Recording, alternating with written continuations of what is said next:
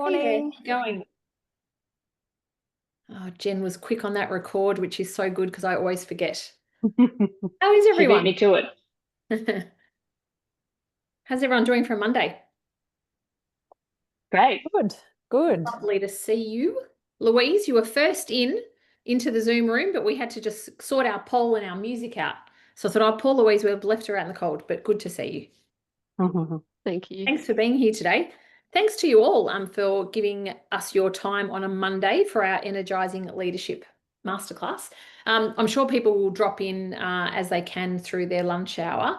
My name is Rita Cincotta. For those of you that I don't know so well, I think I'm pretty familiar with all of you, which is lovely. Melanie, nice to see you after so many years. You too. I was going to You say know, it's been about 8, I reckon. it has, yeah, good old 20 days. Yep. Lovely to see you and lovely to see all of you today. Before we start, it's a Monday and yeah, I think we're all in the right time zone. It's just gone Monday afternoon and I think everyone's in the right or in the same time zone, but you may not be. So good morning or good afternoon if it hasn't quite ticked over to afternoon to where you are. And I'd like to begin by acknowledging I'm on the lands of the Wurundjeri people here on the Kulin Nation and pay my respects to Aboriginal elders past, present and emerging and extend those respects to the lands on which you find yourself on today. I hope everyone had a good weekend. We've got COVID back in our house, and I'm so far still testing positive. But these pesky little masks, which have like bottom of the cupboard, found them. I'm like, oh. I was just saying to Jay, not the thing you need when there's a bit of interstate travel and everything else going on. So I am super dosing and hoping that the immune system stays strong. I hope you're all well. So today is about energizing leadership. And gee, it's a test for us. Well, it is for me all the time. Particularly in these kinds of weeks where you are, you want to make sure that you've got the right energy to do things, but then life kind of sometimes can get in the way. But we can't always control things like COVID and like other things that might hit. But what we can absolutely do is control to the best that we can our energy. So I'm going to make a really bold statement up front. And I believe, and some of you will have heard me say this previously, your energy is going to be a much more important resource for you to manage than your time. And you're like, oh, hang on, did she really just say that? Yes, I did. Your energy is going to be a much more important thing to manage than your time. As leaders, I don't know about you, but I'm getting kind of productivity hack stuff. You know, the algorithm's obviously feeding it to me on all forms of social media, and then it's coming up in my articles and in all sorts of things. And I'm probably scanning for it, and therefore it's coming up too. But one thing I have found in both executive level roles that are super busy, and even when it was, not at executive level roles, but now even in the last 7 years doing all sorts of different work in more of a portfolio career. What's been able to sustain me during that time is my energy, because I can't create more hours in the day, but I can certainly really distinguish what I do with my energy and how I'm going to spend that time in the day whenever I do choose to be either working or focused on other things. So today is all about energizing ourselves, but also ourselves as leaders. So it does have a specific focus today on leadership. Now, if you are not a leader, don't worry. Don't go anywhere, because you're a leader, but you're also a human and you're a person, and you've probably got a bunch of other responsibilities in your life. So this is absolutely applicable. And you might choose to look at it from the perspective of leading others, but also leading self. It's interchangeable. So yeah, equally applicable whether you're leading teams or leading others. All right. So what are we going to cover in the next 45 minutes or so? I don't want to speak for the whole time. I want to allow some time for Q&A at the end. And today's going to be a number of activities. So we're going to get you participating in some polls, but also hopefully doing a few breakout chats too, given that it is about energizing your leadership. We're going to do a little short exercise on core values, and I'm sure many of you will have identified these for yourself. If not, we'll do a short little piece, because I think when we're anchoring in energy, we've got to know what the anchor actually is, and that's a super important part. And then we can better distinguish why our energy is feeling off. Sometimes it is because we're in there's a misalignment with our values, and And that's either when we're working with others, but also something that we may be doing ourselves. So we're going to look at that. Throughout, it is, we'll be mentioning resilience, but in particular clarity. So being energized, you get kind of that image of almost like a bouncing ball, high energy. It's not necessarily always high energy, but we know that when our energy is at the right level, we have a better opportunity to actually maintain our resilience. And so that's a byproduct that we're going to cover today. We're going to look a little bit at daily actions. I don't want to get all preachy on you in relation to that, because I'm sure we all have, daily practices that we engage in. And so today's an opportunity to reconnect with some of those daily practices, because it's really easy to fall off, the bandwagon with some of them. And the one for me that does, unfortunately, is journaling. Like, I've got my journal in my space, and whilst I intend to journal daily, it doesn't always happen. And so, for me, it's about integrating it consistently as part of the daily practice in order to make sure that I'm doing it most days. There are going to be some days where we don't, and that's okay too. You're going to hear the word conviction a lot today, and it's a nice coupling with the word courage. So if any of you have been on my impact program, you'll know that we talk about courage and conviction. And conviction is this like it's a self-belief that you can't argue with. You feel it deeply, kind of here. I'm pointing to my abdomen. Courage, on the other hand, and even confidence. Confidence, often we're looking externally. Conviction comes from within. And when our values are aligned and when we are operating from a place of energized leadership, we are absolutely leading with conviction. We know it to be true. We're steadfast. We are calm, considered, and we're providing that stability for ourselves and others.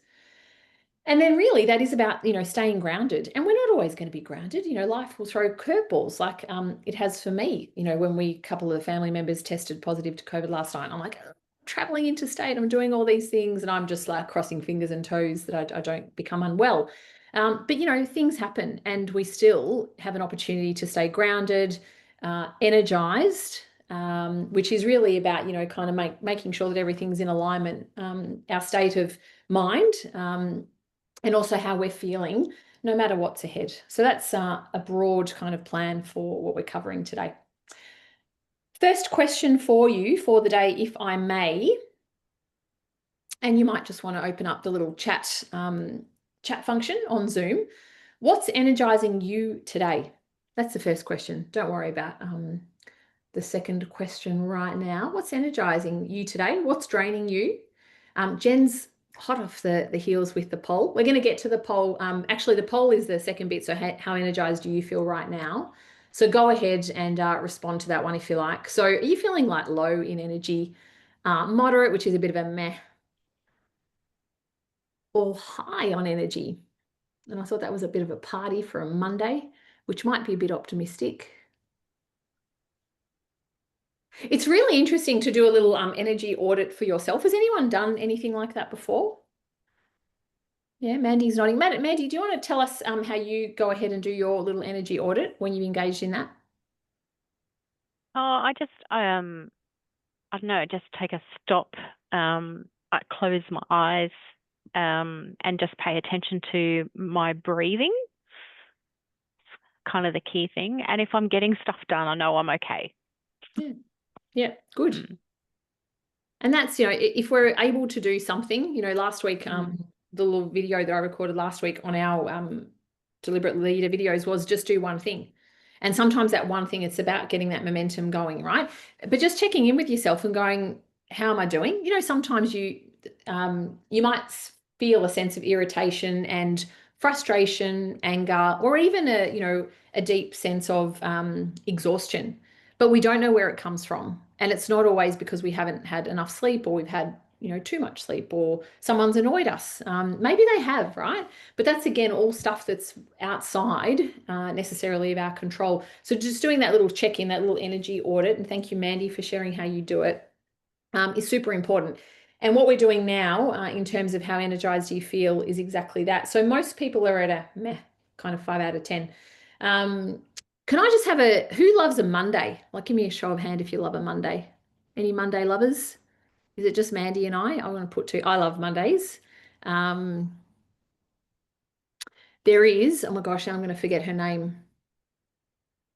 There is a person, Holly Ransom. Is it Holly Ransom? I hope I haven't butchered her name. She does a beautiful blog called I Love Mondays, and she publishes that every week. I'm pretty sure it's I Love Mondays, not I Hate Mondays. I think it is, but you know, that high energy, and maybe you're rested, maybe you've had an opportunity to watch stuff, read stuff, and you come in feeling pretty good on a Monday. All right, so we know where our energy is right now, which is awesome. Oh, you can't see that. If I share results, perhaps you can see that. Can you see that little poll where we are? Beautiful. So we're kind of sitting at that medium. All right. Get rid of that right now. Now I'm going to go to my chat. All right. Oh, good. Were you still energized, Jay, after watching the kids mountain biking? No heart palpitations? Gosh, that's speedy sport. I couldn't see them, thankfully, but they both came out. So I'm like, okay, everyone's here. Everyone's got their limbs. We're all good. Good. Yeah. Melanie, that's rough. Yeah, that is rough. Right. So these are things again that we can't always control. Others, what's energizing you and what's draining you today? I've babbled on enough about COVID in the house. It's such a 2021 conversation to have. How boring. But anyway, it's back. I'll tell you what is energizing me about that though. It's like playing Tetris with my calendar, because it's like, what can I shift? Like, and that was we had a bit of fun doing that this morning. What can I shift? What can I change? That was a little bit energizing. And I think it's the adrenaline often that's associated with kind of when you got to operate quickly. Maybe that's just me. Oh, nice, Olivia. Yeah, that's good. Like 6 months or something in the making. That is awesome. So coming to a head in a good way, as in completing? Yeah. I mean, the goalposts it's been one of those projects where the goalposts have been shifted multiple times. So quite frustrating, but it is finally coming to a head. So I'm just really looking forward to getting it done. You know, that feeling of just, okay, let's just get this thing done. Yeah. Move on to the next thing. Yeah. And often those projects, it's like you're getting it done, but that's, I hate to say it, I don't want to burst the bubble, but often that's a start, right? Because it's like, okay, now we're live and now we get to actually kind of test and it That's gets right. Yeah. real. But I guess it'll be the end of that that part of the process, the planning and the lead up to going live. So it'll be good to get that done. I was just going to say too, Rita, one other thing that's keeping me energized, which I think you do a bit of, I sometimes see on LinkedIn, is walking. I'm just getting back into, I did a big walk this morning and it was a sunny morning. So I thought, okay, I'm going to do it. So that's really giving me more energy, I think. Yeah, absolutely. Do it. Like walk as much as you can. I'm not much of a runner. I used to run. I can't even say used to anymore because I used to run before my son was born and he's now 10. So I don't think I can say used to anymore. I think like a decade has passed. I do occasionally dabble in a run. I don't love it. My body doesn't love it, but walking I love. And even any strength. I'd love to be a runner, but it's just not me. My body's not made for running. If any of you have met me, I'm 5'2". I'm not a runner. I don't have running legs. But I have walking legs, and that's pretty good. And my dog loves it too, and I love it. It's when I listen to stuff and certainly make sure that I'm out there getting some fresh air, irrespective of the weather. That can be very, very energizing. Mandy, you're looking forward to a meeting this afternoon, which is good. If you're energized about that, that is awesome. And then I did see another one. Yeah, beautiful. Nice. All right. So we've got some ideas there around, what helps us to feel energized, what doesn't. Jade, high five, setting yourself up on a Friday. Hello, Jade. I've recently got to spend some time with Jade face to face in our Leaders Coach program. Yeah, setting yourself up on a Friday. Don't you feel like a champion? Like you're swatting out on a Friday going, this is awesome. And then you're in on Monday with a big cheesy grin because everyone else is like, ah. That's why I hate Mondays. But setting yourself up on a Friday is absolutely, a massive shifter in terms of getting ourselves right for Monday. All right, we've done our little check. Now, what I'd love to do now is hopefully you can see on your screen some core values which I just want you to be inspired by. I could give you a book on values. I could give you thousands of them, maybe not thousands, hundreds. So this little list is all I could fit on my slide. So I've curated the best for you. And I'd love you just to connect in now with what are your core values. Now, again, be inspired by this list. It's not exhaustive, and you might have already done this before on some, on your travels. I'm always surprised by the number of people that haven't done this exercise, because we don't often stop and really think about what our values are, unless you've done a leadership program or some kind of introspective work. But if you wouldn't mind right now, just have a little scan through and just pick kind of, 3 to 5. Oh, Louise, thank you for motivating me. I might still have it in me 10 years on. Maybe I could do a shuffle. I have done couch to 5K a few times. That works to get me back. And the knees can handle 5Ks. Beautiful, Mandy. So when we're connecting in with our values, and your values, when you're looking at this, it doesn't need to necessarily be from the position of leadership, because your values are your values. It's a bit like your personality, right? Your personality is your personality. Whether you're leading or not leading, it's who you are. And the values are there, and we really want to connect in with them, so we have them as our anchor. The values are going to help us to work out whether we're in the right place, hanging out with the right people, doing the right kind of work. They are a guide. And if we can be clear on what those values are, it makes decision making, and it helps us with that clarity of decision making when we need it. Has everyone gone ahead and kind of picked 3 or 5 of those? Yeah, beautiful. Thank you. Can see those coming through. Again, not exhaustive. And if we were doing this as part of a bigger program, of course, we would spend some more time doing this in a much more in-depth way. But for the masterclass, it'll give you an understanding of how to integrate those to help you energize your leadership. Yeah, nice one, Mandy. There'll be things that you've got there that you might add in. All right, we've got our 3. So choose 3 values that matter most to how you lead and the person that you are. And I think we've gone ahead and done that. And now what I'd like to ask you, please, is when you have felt most energized, which value was present? 1 or 2. And when you felt off track, which value was missing? So when you felt most energized, which value was present? Be interesting to see if it's one of those top 3 to 5 that you've picked. And when you felt off track, which value was missing?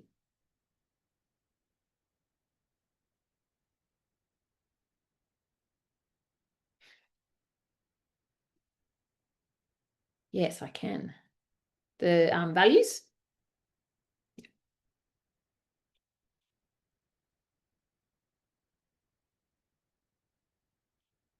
Yeah, I'd agree with you there, Olivia, on the lack of trust.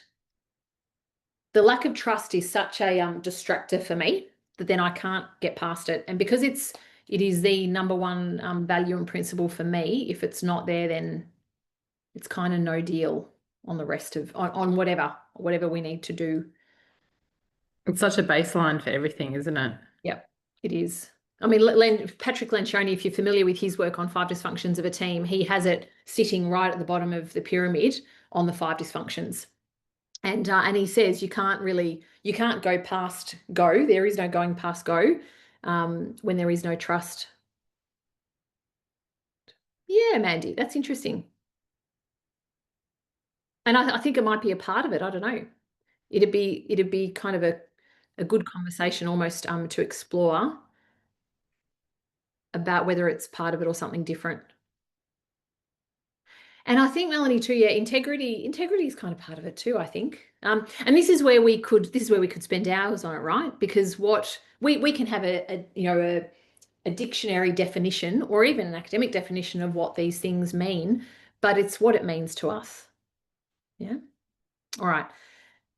So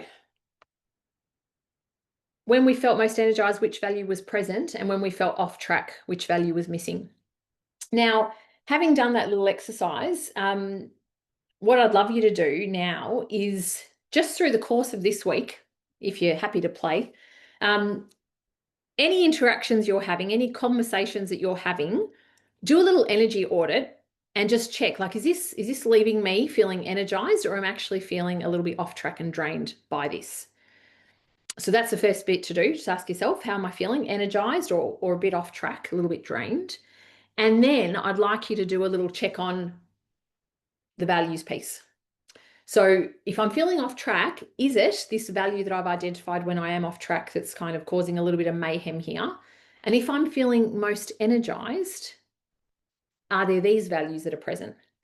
And I just want you to play with this for a little period of time, as I said, a week, if you're happy to, or even a couple of days, and just notice kind of what's happening for you around that. If our energy is really impacted by our values, and whether they, the activity, the conversation, whatever we're doing is aligned with our values or not.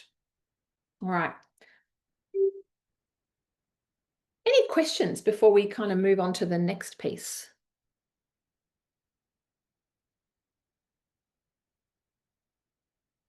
We're all good. Feel free to unmute, of course. All right, we'll keep going. So the values, I've talked to you a little bit about, that identification, doing the energy audit, identifying what our values are, identifying when we're feeling almost misaligned, or like, there's our values aren't there, how that makes us feel. And I think the word I've used there is off track. No worries, Alicia, go for it. Now, I reckon that there's an opportunity for us to extend this work on values, particularly around energizing our leadership. And when our values are in practice, we can know, so we have that knowledge around what those values are. We've identified the values. We can then choose how we act and how we respond. And then finally, it is that acting piece. So what are we doing in practice to really bring those values to life? Now, when we've got the knowledge and our choice, the overlap there is the clarity. So when we've got clarity, I understand the situation and what matters most, and I choose to reflect rather than react. And one thing that Mandy shared with us earlier on in this conversation is that energy audit, Mandy, I think what I heard you say is that I just kind of stop. Yeah. Because it's really hard to, well, we can still react when we stop, but we're doing so then hopefully in a much more considered way because we've had time to really think about how we're choosing to respond. At the intersection of choosing and acting, we've got courage. So I take deliberate action grounded in awareness, even when there's uncertainty or fear. Last month's masterclass was all about fear. And if you haven't had an opportunity to tune in, jump on theDeliberateLeader.net. There's a recording there for you. And we talked about Susan Jeffers, 25 years on, feel the fear and do it anyway. I heard 3 people say that to me last week. And I'm like, that is an oldie but a goodie. And we're still saying it, feel the fear and do it anyway. So having that courage, choosing the way that we want to act and really choosing to adopt our values and then acting in accordance with those is about courage. Because sometimes it's not popular. And that's a risk in leadership. We're not politicians at the end of the day, right? We don't have the same level of pressure. Some would argue that maybe we have more pressure. That's a story for another day, a conversation for another day. But we're not politicians, and we do need to be able to make decisions that sometimes are not easy decisions to make, and ones that require a whole lot of courage. Sometimes we don't even know that we have that level of courage until we're required to go ahead and make that decision. And then finally, between knowledge and acting, we've got conviction, which I spoke to you about earlier on today. Conviction is I make and follow through on bold, values-aligned decisions, even when they're uncomfortable. So you can see that there's a connection there with courage. So facing uncertainty and fear. But conviction, because you know something to deeply be true, and this is not you just kind of world according to Rita, I know it to be true, I'm going to convince myself. It is a deep-seated knowledge and a deep-seated feeling around what's right, what's wrong, and you acting in accordance with those values. And so when we know stuff, but then we act in accordance with what we know and what we've identified as our values, we've got conviction. So this is a little model. So just know, choose and act is probably all the things you need to remember. You'll have this with you, and you'll have it as part of this week's recording, so you can jump on in. But knowing, choosing and acting means that we're really bringing those values to light. And they're not, we can all have those values, and we all, can be values based. But I think the trick often to values is just knowing what are, kind of the three, because they're probably the only ones. It's like when someone says, what are the values of your organization? You go, I can remember 3 of them. There's always 3 that we can remember. And then, number 5, 6, and 7, we're like, I don't know, was it this? Was it that? And it's not because they're not important. It's because the things that are screaming to us loudest, because they are usually aligned to our personal values, are the ones that we will remember. So if you've got your 3 to 5, but 3 is a pretty good number, you know what they are. You're choosing to act in accordance with those values every day. So choosing and then acting, you are going to be energizing your leadership, because you will have this anchor around, how do I make my decisions? What am I going to be prepared to do and not do? What kind of people do I want on my team? What kind of, what's our work going to be like in terms of how we approach our work? So this is really then bringing those values from a theoretical perspective really into practice. All right.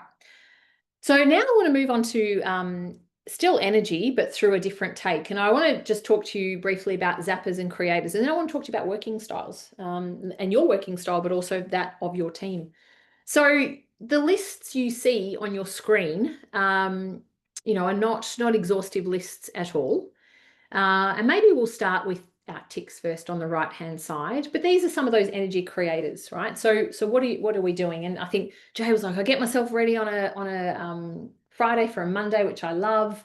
Even getting enough sleep. Do you know, I was in bed last night at 8:10. Now, yes, the household is unwell, but I felt so excited because I just got to go to bed. I got to read a bit of stuff that I wanted to read. Go onto YouTube, follow up, order some books.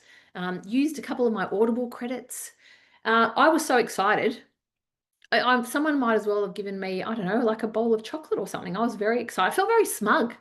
When you're like, and maybe it's age, but when you get into bed a little bit earlier and you're like, oh, this is so cool. 20 years ago, I would not have felt that. I would have felt like a loser going to bed at 8:10 on a Sunday night, but never mind. These days, it's exciting. That is an energy creator for me, right? And I had a very early gym class this morning, so that meant that I was up and ready to go rather than dragging my bum out of bed, feeling sorry for myself because I decided to stay up and watch a show or whatever later. So that's an example for me of an energy creator. And you can see things that are on there, and I won't read them out to you. You can see all that. And then we've got our energy zappers.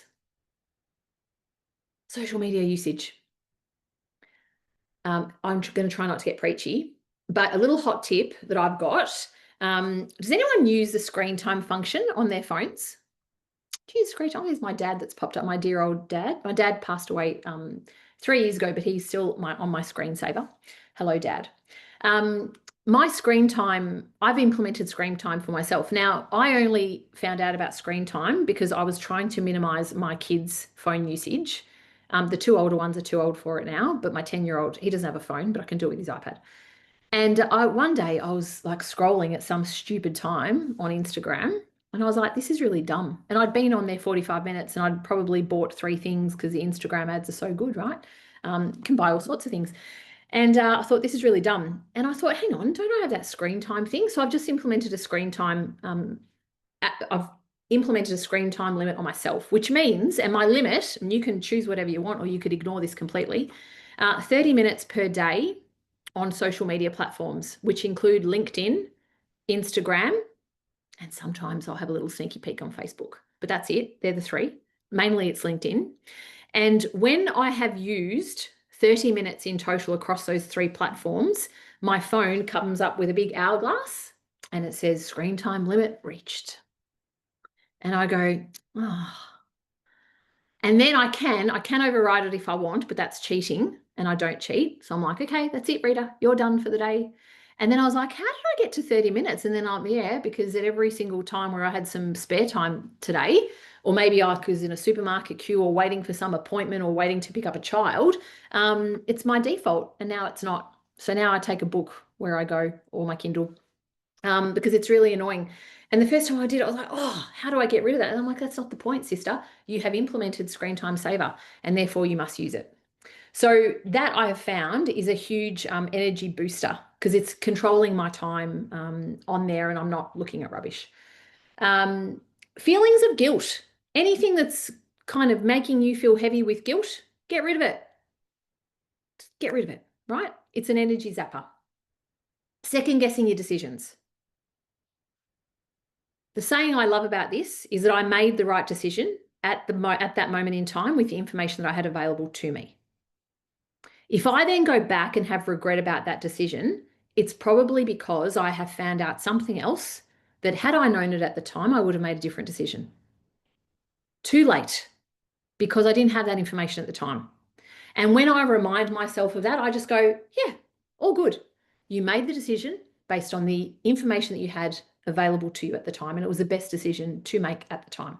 If I know then something else, that's okay. If I can change, the decision I do, if I adapt or iterate, Jay and Jen work with me enough to go, we're always changing stuff up, right? Because usually it is like, oh yeah, now we've thought about this and we might change it up. People can be energy zappers. So people who make you feel like crap. This includes family, by the way. Turn down the volume. Turn down the volume on the people. Walk away.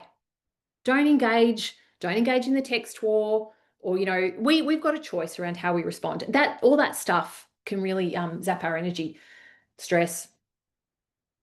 There is positive stress. So when you wake up in the morning, we have a surge of cortisol, which basically makes us get out of bed. If we don't have that surge of cortisol, it's harder. And some of us, will have fluctuating levels of how much of that hormone is released. But we need a little bit of stress. Stress, gets us doing stuff. If I didn't have a little bit of that stress this morning about what's this week going to look like, I probably wouldn't have been motivated to reschedule things as I needed to. So we need some stress, but too much stress is going to be a zapper. Pet hate, using the word busy to describe how you are. How are you? Oh, crazy busy. That is one I particularly hate. I don't know why I hate it so much, but I do. I'm not offended if you say it, of course. You go ahead and say it, but it does irritate me when I hear it. I don't know why. I think it's because we're all very busy and important people, of course. Don't wear it like a badge of honor. When I hear someone say they're crazy busy, I'm just like, you don't have your shit together, to be quite honest. That's what I think. I'm just like, get your shit sorted. And that way you're not going to be crazy busy. I don't know. I think we're just using it as a badge of honor, and it actually creates a state of flux, and that zaps our energy. We're not in control when we're telling ourselves and others that we're crazy busy, and then taking on too many additional responsibilities. That's a life lesson one for me. Because of my blind optimism on the wave profile, I'm a blind optimist. And so because of that, I always think, oh, I can do all this stuff. And then I don't do it, is the short story. So anyway, these are just a few energy zappers and energy creators. And like a bank account, what you want to be doing here is making more deposits in that energy creator side rather than energy zappers. Has anyone got anything to add to the list? Because I reckon that's not an exhaustive list. But anything you would add to either an energy creator or energy zapper?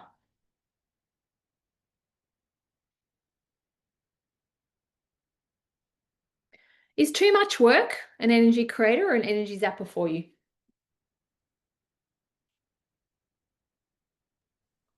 Or forget the too much, just work? Depends what the work is, I think. It can be both, depending on the context. Yep. And I was going to say, when you've got people that can be energy zappers, you've got energy creators. So being around the right people is a creator of energy. Yep. I reckon you're right there. It is that it is the right type of people. And the people that are going, that you can bounce off and you're happy to collaborate with and that you are energized by versus some that you're not. And you might have, I know I've let go of friendships over the years, not because they're bad people, but because I know that the combination of me and them equal an energy zapper. And that's hard. They're hard decisions. or even, you know, subbing out people in your team if you can, or changing the composition of your team, changing jobs because you're like, this organization is zapping my energy, or the executive that I'm working with, or the board, or the whatever. They're really, really difficult decisions because they are necessarily not bad people. You are not a bad person, but it's the combination of the two that can create the zapper. Now, you don't have to cut them. You might not be able to cut them because you might really need to stay in your job and you might really like your job. But it is about how do we turn down the volume on them so we don't have them creating such an imposition for us from an energy perspective. All right, so they're creators and zappers. And some of you have seen this if you've done the Clarity 4D with me. The Clarity 4D is a diagnostic tool which helps us to understand our working styles better. And so it's very similar to a Herman brain dominance instrument, which you may have done, or a Myers-Briggs, or a DISC, or any of them, right? They 4 quadrants, 4 colors. I'm sure we've all seen it before. For those of you that have done the Clarity 4D with me, you'll know that we focus quite a bit on introversion and extroversion. So if, and I've flashed this up knowing that some of you have not done this today, but as you are reading through the descriptors, you may be able to already identify where you might sit if you were to complete the Clarity 4D.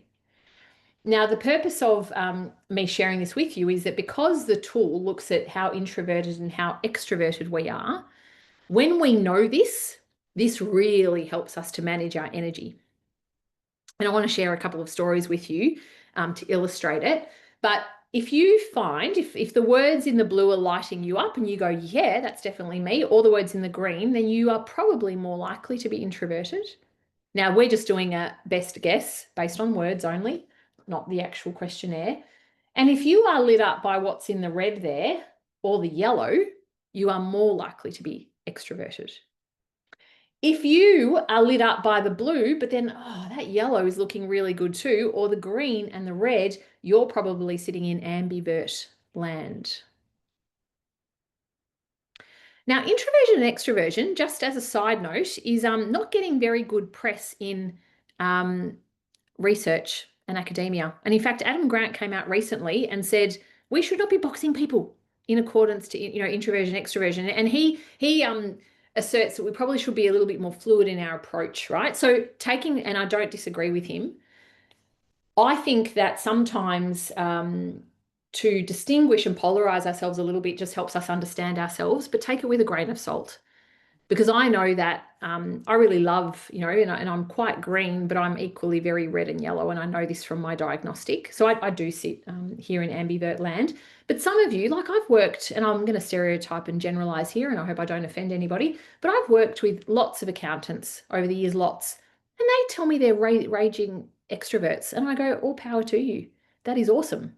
And they probably are. So our profession and what we're doing on a day-to-day basis, and I'll pick on accounting because that requires, gosh, they're busy accountants at the moment, coming up to end of financial year here in Australia.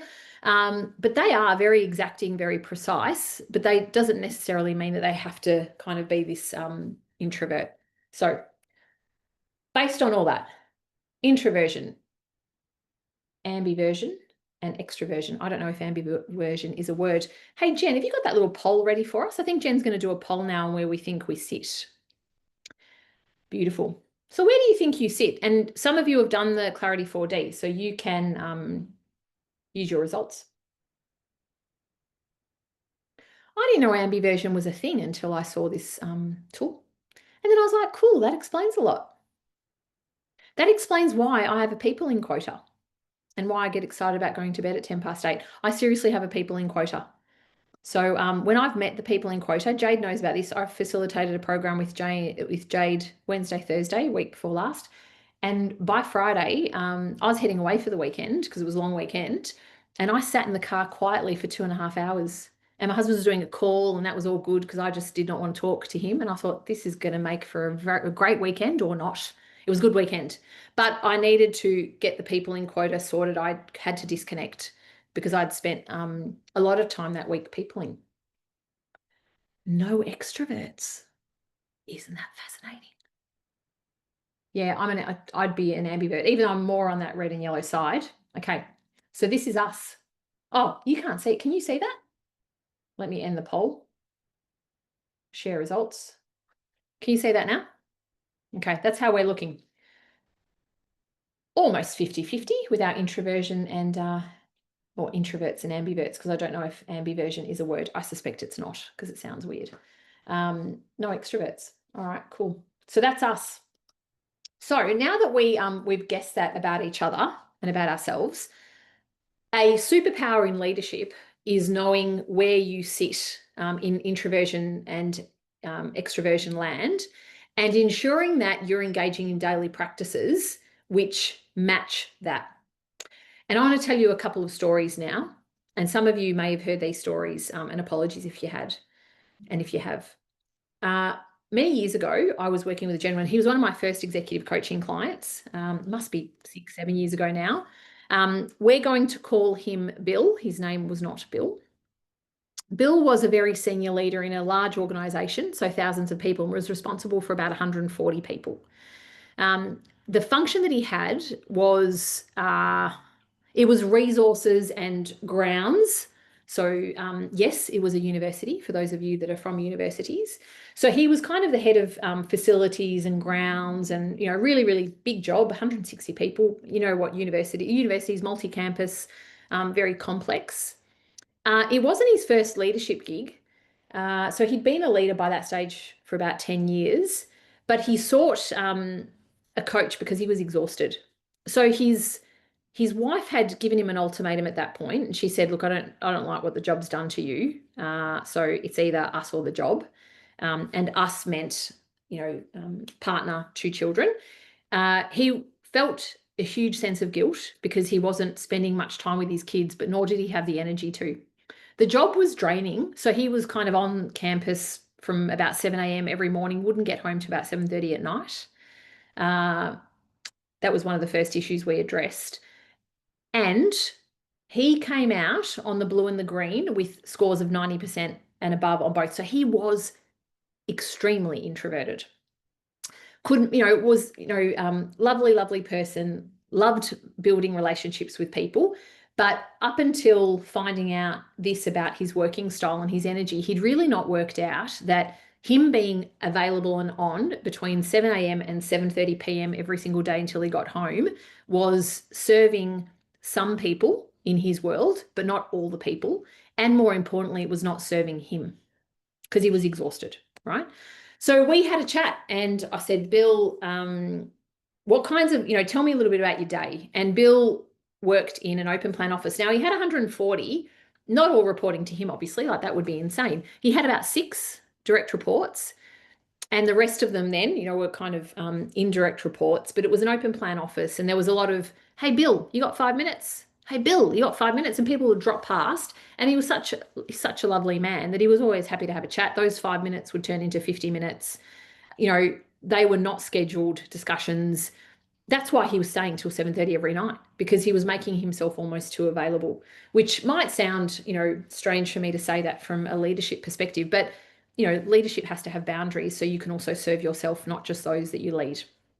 So in working with him, we realized that, Bill really needed to implement strategies for himself that were going to be better suited to his working style and his energy.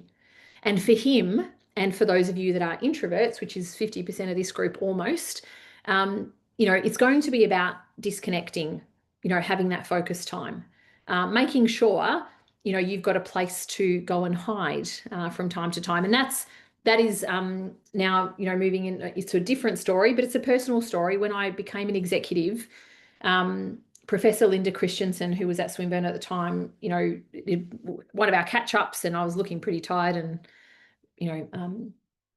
ragged. And she said, "How are things going?" And I can't do her Canadian accent.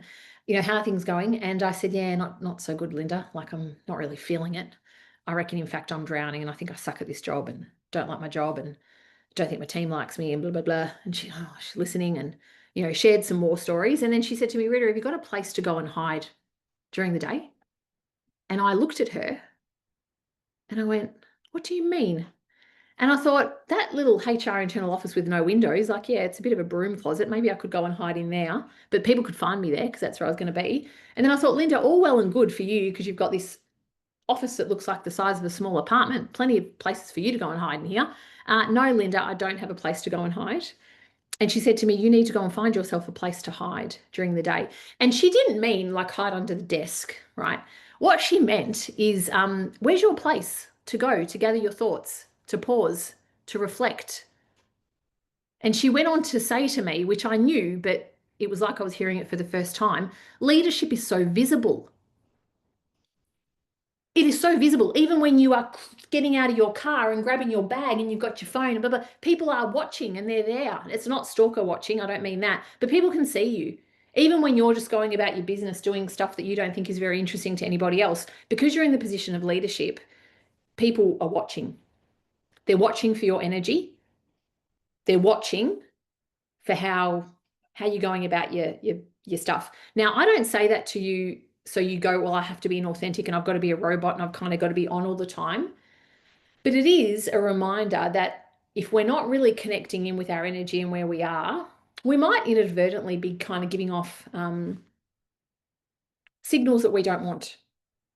So we do need to be aware that we are always on. And I guess Linda's message to me, which I will never forget, and it's one of those little pearls that you go, that I'm going to take with me throughout all of my leadership roles. It's where is my place to hide? And so now I have places to hide all the time. And it's not under desks, but I make sure that I have pause moments, that I am walking, that I am journaling, not every day, that I am meditating, that I am just sitting there. Like yesterday, I cooked for 5 hours and I loved it. Like that was my happy, no peopling place, right? So what are those moments for you and where is it to go and hide? Yes, Melanie, yes, because people will suck the life out of you and they don't, it's not because they zappers. Yes, you need to go and find a place to hide and tell us when you have and where that place is, just to give us ideas, but you need somewhere, right? And even if it's from your family, and we love them, but we always need places to go and hide in just our own time. Once you know this about yourself, particularly in the context of your working style and what is going to energize you, it's a game changer. Remember, we can't create more time for ourselves, but these are little hacks that we can use that are going to amplify our energy. Now, I've got a list here for you. Right? So these are some things. So this is replenishing your energy based on your personality. These are some ideas for introverted leaders, and we don't have any, but for our extroverted leaders. Jade, you made a really interesting comment before, and that is, some people energize us, but some zap us. And so people, and even jobs, some jobs, part of our roles can energize us and some can zap us. And this is, connecting for quick check-ins for people that are going to energize you. Debriefing with others, with people that are going to energize you, not the zappers. Tech-free breaks, screen time saver might be useful there. Journaling. So what I'll do with journaling is I'll often do a little short meditation, might even be 2 minutes, depending on the time that I've got. And as I'm doing that meditation, something will drop in as a theme, and then I will open up the journal and I will journal immediately based on that. And even if I've got 1 minute or 4 minutes before our next Zoom meeting starts. But for me, that, I've got to quieten the mind before I kind of open the thing, because I write a lot for my work. Otherwise, I'm sitting there in front of a screen or in front of the journal going, what am I going to write about? So it's that inspiration, looking outside, going for a walk, patting your dog, whatever it is. Low stimulation or quiet spaces on Spotify, or I'm sure on any of your music channels, you can find, like I'll often put on something with particular beats, like low beats, or really revved up music depending on what I want to do. But I'll kind of curate that space, change the lighting in my room if I can, pop on an oil burner or something. So really curating that space if you can. Reflecting before responding, which Mandy mentioned, and I want to go to that in a second, and anchoring the day with calm solo rituals, whatever that is for you.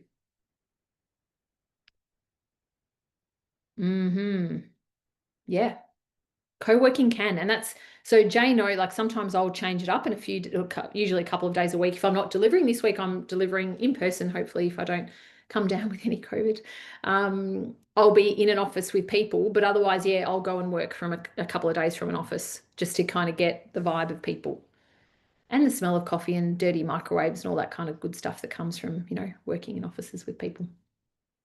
All right, so there's some ideas around replenishing your energy.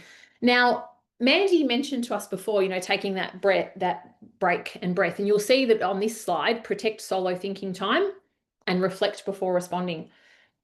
This little ARIA model I popped in to You Are How You Lead, which was published now a couple of years ago, but it is a reminder for us that as leaders, whilst we there is sometimes and there are moments where we have to act with urgency, but there's probably less of those moments than what there are, moments where we can actually take our time. Now, taking your time if you're procrastinating because, you don't want to make a decision, that's different. This is about taking time so we're making considered decisions. Now, you've largely identified as an introverted group, some of you ambiverts, so I don't think this is going to be problematic for you, but it's a nice little reminder. This is usually problematic for extroverts and for those of us that have a lot going on in that red and yellow space, because often we don't stop. And in fact, that urgency and that, we love it. There's an adrenaline kind of rush that comes from it. And it, dopamine's firing and it's like, woohoo, fast and crazy.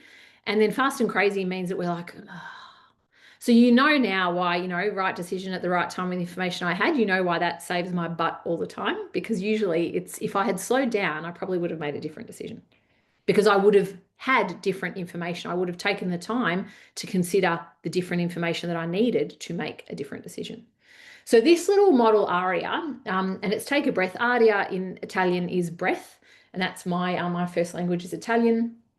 And you'll know an aria, like in terms of an opera performance, is usually out in open air. So that's the other term, aria. But it's a little model that just reminds us, to tune in, become aware, and that requires a stop, requires a pause, and then reflect. How am I feeling? Why has this bothered me? Why am I really energized and engaged by it? Reflect. Part of that tune in. Then we're developing an insight. What am I making of this? What does this mean for me, for others? And then we move to action. Unfortunately, for those of us that love a bit of adrenaline, we go awareness and action, and then we go, reflection and insight. Oh yeah, forgot that I had those two little steps that I could have followed. So it's just a nice little moment to really think, Adia, take a breath. And it helps us to stay energized and really stay in that moment, but also grounded, back to our values that we covered earlier on today. If we're rushing through because we're crazy busy, we're not going to remember our values. We're not going to feel energized. We're going to feel a bit zombie-like, just going through the motions. All right. I'm scanning for questions. Everyone cool with what we've covered so far? All right. So now, a little bit of work for you to do in just a minute or two, because I want to leave a bit of time for questions. So this is an opportunity for you to build your energy ritual. Now, these four states, head set, heart set, body set, soul set, are not mine. They are leveraged from the work of Robin Sharma. Robin Sharma is probably most famously known for writing a book called The 5 a.m. Club. And he has a formula around how you spend your first hour of the day to kind of create this sense of energy. Now, you don't need to do 5 a.m. club. In fact, 5 a.m. club, because my alarm was going off at 4:45, it was not well supported in my house, because that meant that I was waking everybody up, of course, at 4:45. So you could have it as your 6 a.m. club, which is kind of the time that my body clock likes to roll. And what Robin Sharma says, he actually says to do three things in that first hour that you're awake. First one is move your body, 20 minutes, do something. The third one is learn something, which is our headset. So what are we learning? And the third one, he says, is be basically grateful. So your heart set. So what are you grateful for? And he suggests that you reflect on that through journaling. So he says, move your body, learn something, journal based on something you're grateful for. There is a fourth component that I've added in there, and that is your soul set. And even in our crazy busy lives, I think that we can all adopt just one practice in each of these little sets, which are really about energizing and really creating this energy ritual. So what's one thing that you can do in all of these categories daily? If you're already doing something like a walk, which Olivia mentioned before, then great. You're like, tick, body done. I can move on to the other ones. On the days where I feel most irritated and like I want to, like my people in quota is met before it should be met, most of the time it's because I've not engaged in my daily practices. And the thing with your energy and maintaining your energy, it can be boring because it's grindy. Have I done my exercise? Am I eating the right thing? Am I moving my body? Like, it's not like, woohoo, cocktails at 5 o'clock, which are great. Like, sometimes that can be very energizing, right? That impromptu stuff.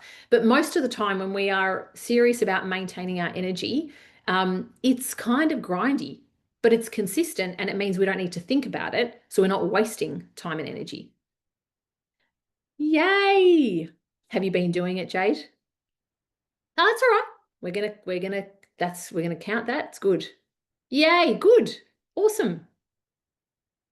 Yes, so we were talking in our program. So ChatGPT, if you're like, what do I write? I'm going to grab my journal. What can I write? Get ChatGPT to give you 30 days of journaling prompts. I want to focus on my energy. Hey, ChatGPT, what are 30 days of journaling prompts that will help me focus on my energy? Bang. Did you find so you've done it twice, Jade? Yeah, and I had to use the titles. Great. What are things I'm thinking about? What are things that I'm enjoying and stuff. But it was really helpful because I had no idea how to journal, and I didn't know where to start. So I started. I just needed help. That's fine. That's Well, fine. I'd avoided it for so long because I was like, I don't know what I need to write about. So it was a good starting point. If you've never done it, it was a good way to start with ChatGPT to help me. Great. I love that, Jade. I'm so glad you got that underway. And that's sometimes we just need the little, like, yep, I'm going to do it, try it. And even when you go, I'm going to do this every single day, don't do that. Like, just go, I'm going to do it for 3 days and see how I go. I'm actually going to try and do it for 2 minutes over 5 days. I'm going to try and do it for 5 minutes. So just play games with yourself. When we play games with ourselves, it's easier. The whole world is gamified. Why not gamify these kinds of things for yourself and kind of create a little bit of a game?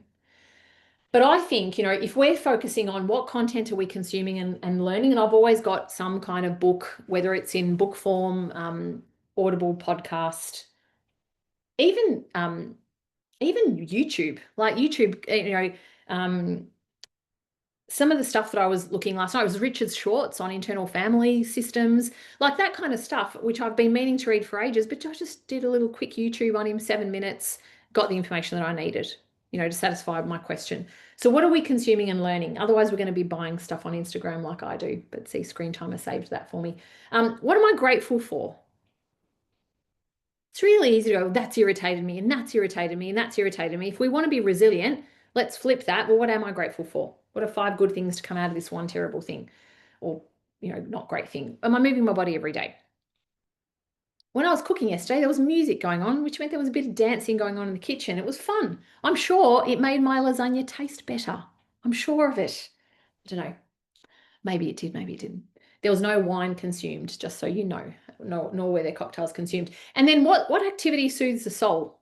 For me, it's music, it's singing, it's the guitar. So what activity soothes your soul? You don't need to do it for 50 minutes every day, just a couple of minutes. Sing a song, read a poem, whatever it is. But we can engage in these things daily, which energizes our leadership. Not for a long time, just little short bursts. But see if you can kind of maintain a practice around these 4. Jade's already got us started with her journaling prompts. Good idea, Jade. Has everyone got at least 1 in each of those categories? Give me a little thumbs up if you do. Beautiful. Okay. All right. Hey, thank you. I've not left enough time for questions because I've talked too much, but thank you. I can hang, by the way, if you've got some questions. these are some ways that we can work together if I haven't already worked with you. It was lovely to see you all and to see some faces that I have seen. So welcome, welcome, welcome. And thank you for giving me your lunch hour. Deliberateleader.com.au is where you can hop on and just see what myself and the team are doing these days. And if you're not already on our little resource site, deliberateleader.net, that little QR code will get you there and get you on our community and, you know, getting you invites to our masterclasses, as well as, you know, some other things we do, like our Deliberate Leader Intensive, which we're running this month, and Mandy's on that. So a very, very big thank you from me, and I hope you are feeling a little bit more energized and with some ideas on how to energize your leadership. I'm happy to hang for questions. Thanks so much, Rita. It was really good. Pleasure. Pleasure. Yeah. Good to see you, Olivia. Nice to see you too. See ya. See everyone. Thanks, Rita. Pleasure. Thank you. Have a good rest of the Monday. See ya. Thank you. Bye. Bye.